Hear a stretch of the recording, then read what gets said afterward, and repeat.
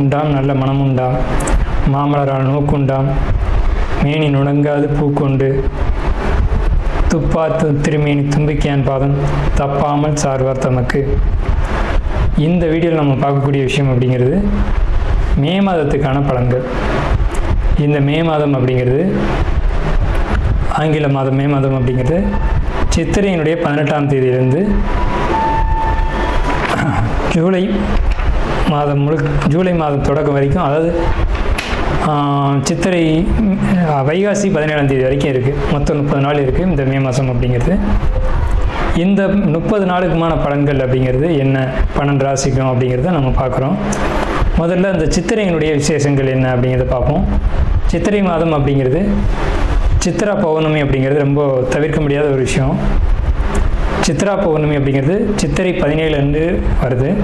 சித்திரை 17 அப்படின்னு எடுத்துக்கிட்டிங்கன்னா சித்திரை 18 வரைக்குமே பௌர்ணமி இருக்கும். சித்திரை 18 தான் மே மாதத்தினுடைய முதல் நாள். அப்போ இந்த மே மாதம் தொடங்கிறது சித்ரா பௌர்ணமியில் தான் தொடங்குது. ஸோ இந்த மே மாதம் மிகுந்த சிறப்பு வாய்ந்த மாதம் அப்படிங்கிறத நம்ம தெரிஞ்சுக்கணும். இந்த மாதத்தினுடைய கிரக நிலைகள் அப்படிங்கிறது ரொம்ப ரொம்ப ரொம்ப விசேஷமாக இருக்குது.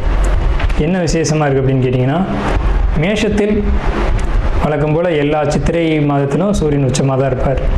ஆனால் இந்த வருடம் மட்டும் செவ்வாய் ஆட்சி பலம் கொண்டு அதே வீட்டில் இருக்கார்.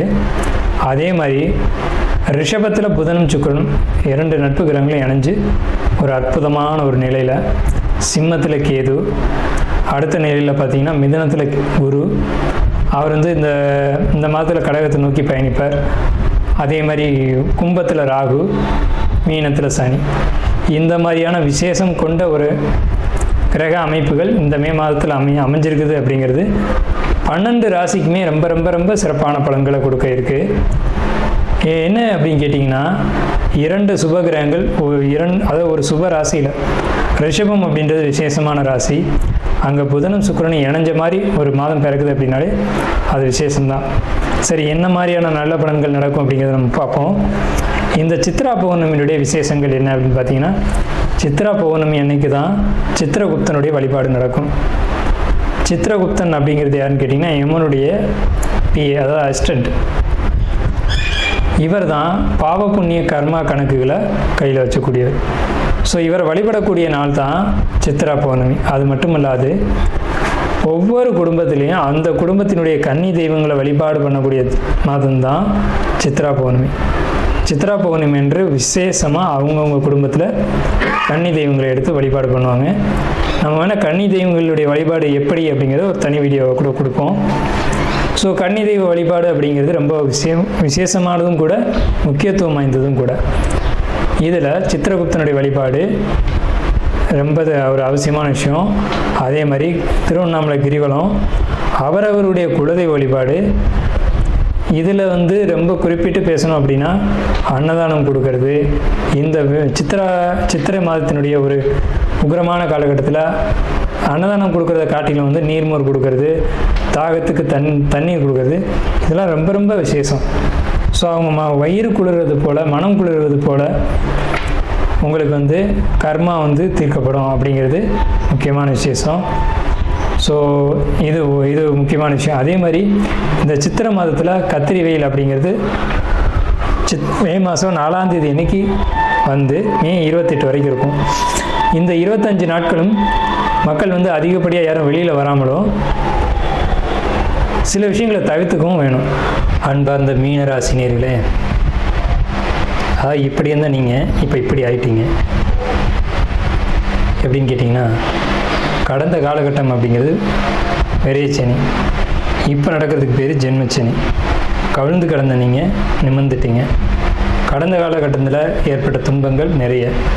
ஆனால் இப்போ நம்ம பேசக்கூடிய விஷயம் அப்படிங்கிறது மே மாதத்தினுடைய ராசி பலன்கள் மட்டும்தான்.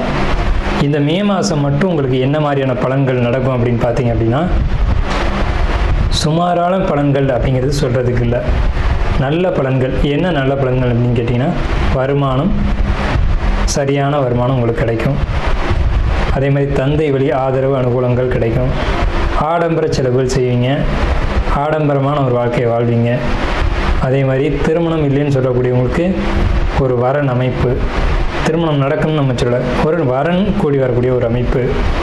ஸோ இந்த மாதிரியான ஒரு யோகமான காலகட்டங்கள் அப்படிங்கிறது இந்த மே மாதத்தில் கண்ணுக்கு தெளிவாக உங்களுடைய கிரக அமைப்பில் பார்க்கும்போது தெரியுது. தாயார் வழி அனுகூலம், தாய் வழி ஆதாயம், அதாவது தாயினுடைய ஒரு சொத்து, தாய் வழியில் ஒரு பொண்ணு கிடைக்கிறது. அம்மா வழியில் இருக்கும் பொண்ணு இவ்வளோ நாள் நீங்கள் எங்கெங்கேயோ தேடிட்டு இருப்பீங்க, அந்த தாய் வழியில் இருக்க பொண்ணை போய் பேசுனீங்க அப்படின்னா அந்த பொண்ணை தர்றேன் அப்படின்னு சொல்லுவாங்க. பட் ஆனால் திருமணம் நடக்கிறதுக்கான காலகட்டம் அப்படிங்கிறது உங்களுடைய சுய ஜாதகத்தின் அடிப்படையில் முடிவு செய்யணும். ஆனால் உங்களுக்கு திருமணத்துக்கான காலகட்டம் தொடங்கியாச்சு. அதே மாதிரி தொழில் பொறுத்த வரைக்கும் முடிஞ்சு தான் இருக்குது, ஆனால் அது சுமாராக இப்போதைக்கு மூவாயிட்ருக்கும். குறிப்பாக இரவு நேரத்தில் தொழில் செய்யக்கூடியவங்க, உணவு சம்மந்தப்பட்ட தொழில் செய்யக்கூடியவங்களுக்கு நல்லா இருக்குது. நீர் சம்மந்தப்பட்ட தொழில் செய்யக்கூடியவங்களுக்கு ரொம்ப பெஸ்ட்டாக இருக்கும். அதாவது மீன ராசி அப்படிங்கும்போதே நீர் ராசி. ஒருத்தருடைய தாகத்தை தீர்த்து தொழில் பண்ணிங்க அப்படின்னா உங்களுடைய தொழில் ரொம்ப சிறப்பாக இருக்கும். உணவு சம்மந்தப்பட்ட தொழில் அல்லது இரவு சம்மந்தப்பட்ட தொழில், இரவில் செய்யக்கூடிய தொழில், இரவில் உணவுகள் செய்யக்கூடியது அல்லது பகலில் செய்யக்கூடிய தொழிலாக இருந்தால் நீர் சம்மந்தப்பட்ட வகையில் செய்யக்கூடிய தொழில்கள் அப்படிங்கிறது உங்களுக்கு அதிர்ஷ்டத்தை தரும், யோகத்தை தரும். அதிர்ஷ்டமான காலகட்டம் இந்த மே மாத காலகட்டம். எதிர்பாராத அதிர்ஷ்டங்களும் எதிர்பாராத யோகங்களும் வரும். இதை இந்த மே மாதத்தில் பயன்படுத்திக்கணும். எது நிரந்தரமாக இருக்குமா அப்படின்னு கேட்டால் கண்டிப்பாக நிரந்தரமாக இருக்கக்கூடிய அமைப்புகள் சற்று குறைவு தான். மனநிலையை பொறுத்த வரைக்கும் மந்தமான நிலை தான் இருக்கும், ஒரு குழப்பமான சூழ்நிலையில் தான் இருக்கும். குடும்பத்தினுடைய ஒரு ஒற்றுமை, ஒரு ஆதாயம், ஒரு அனுகூலம் இருக்கும். இதில் நிறைய பேருக்கு, நிறைய மீன ராசிக்காரங்களுக்கு கணவன் மனைவிக்குள்ள கருத்து வேறுபாடுகள் பெரிய அளவில் ஏற்பட்டு பிரிஞ்சு போகக்கூடிய சூழ்நிலைகள்லாம் உருவாகியிருக்கும். இப்போ கரண்ட்டில் பேச்சுவார்த்தை இல்லாதது அல்லது கோர்ட் வரைக்கும் போனதெல்லாம் உண்டு. கிட்டத்தட்ட கோர்ட்டுக்கு போகிற நிலைமைக்கு வந்துட்டீங்க. ஆனாலும் இந்த மே மாதத்தில் அது நடக்காது. மே மாதத்தில் ஒருத்தர் விட்டு கொடுத்து போயிட்டீங்க அப்படின்னா நீங்கள் சேர்ந்து வாழலாம் அப்படின்ற ஒரு அமைப்பு. இந்த முடிவை நீங்கள் தான் எடுக்கணும், நம்ம சொல்ல தான் முடியும். ஸோ ஒன்றும் இல்லாத பிரச்சனையாக இருக்கும். ஒரு நகையை அடகு வச்சது, இந்த மாதிரியான ஒரு சின்ன சின்ன பிரச்சனைகளுக்காக நீங்கள் என்ன பண்ணிப்பீங்கன்னா உங்களுக்குள்ள சில வாக்குவாதங்கள் ஏற்பட்டிருக்கும் மீனராசிக்காரங்களுக்கு. அதனால் ஏற்பட்ட வாக்குவாதங்கள் தாய் வரைக்கும் போய், தாய் உறவு வரைக்கும் போய் அது ஒரு பிரச்சனையாகி அதன் மூலமாக குடும்பத்தை விட்டு பிரிஞ்சு போனது அப்படின்ற ஒரு சூழ்நிலைகள் உருவாயிருக்கும். அது கிட்டத்தட்ட பிரிவினை வரைக்கும் போயிருக்கும் மீனராசிக்காரங்களுக்கு. அந்த பிரிவினை ஏற்படாமல் இந்த மே மாதம் இருக்கும். இந்த மே மாதத்தில் ஒரு தெளிவான முடிவு எடுக்கிறது அப்படிங்கிறது நல்லாயிருக்கும். இந்த மே மாதம்ன்றது உங்களுக்கு ஒரு சாதகமான ஒரு மாதமாக தான் இருக்கும். ஆனால் சற்று மந்தமான குழப்பமான சூழ்நிலையோடு தான் நீங்கள் இருப்பீங்க. வாக்குவாதங்கள் ஏற்படும். புதிய இடமாற்றம் உண்டு. வீடு, நிலம், யோகம் வாங்கக்கூடிய யோக அமைப்புகளும் உண்டு மீனராசிக்கு.